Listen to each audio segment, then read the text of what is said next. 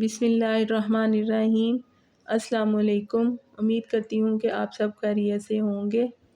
جماعت ششم اردو کے لیکچر میں آج ہم نے سبق نمبر 6 بارش کا پہلا قطرہ کا باقی کتابی کام کرنا ہے۔ آج ہم قواعد سیکھیں گے۔ رابطہ تو بیٹا رابطہ اس علامت کو کہتے ہیں کہ جب عبارت میں وقفے سے زیادہ ٹھہراؤ کی ضرورت ہو یا جملے میں جہاں کسی بات یا خیال کی وضاحت دینی ہو یا کسی کا قول نقل کرنا مقصود ہو تو وہاں علامت رابطہ کا استعمال کیا جاتا ہے۔ جیسے اوپر والے جملے دیکھیں، نبی کریم خاتم النبیین صلی اللہ علیہ وآلہ وسلم نے فرمایا، یہاں پہ وقفہ کرنا ہے۔ علامت رابطہ علم حاصل کرنا ہر مسلمان مرد اور عورت پر فرض ہے۔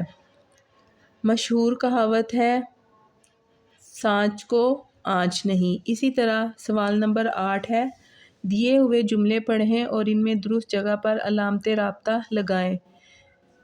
پہلا جملہ ہے، نبی کریم خاتم النبیین صلی اللہ علیہ وآلہ وسلم نے فرمایا، وقفہ علامت رابطہ جس میں ایمانداری نہیں اس کا کوئی ایمان نہیں۔ دوسرا جملہ ہے، قائد اعظم رحمۃ اللہ علیہ نے فرمایا، علامت رابطہ پاکستان کی قومی زبان اردو اور صرف اردو ہوگی۔ تیسرا جملہ ہے، سچ ہے وقت ایک انمول سرمایہ ہے۔ چوتھا جملہ ہے، مشہور ضرب المثل ہے، علامت رابطہ جیسی کرنی ویسی بھرنی۔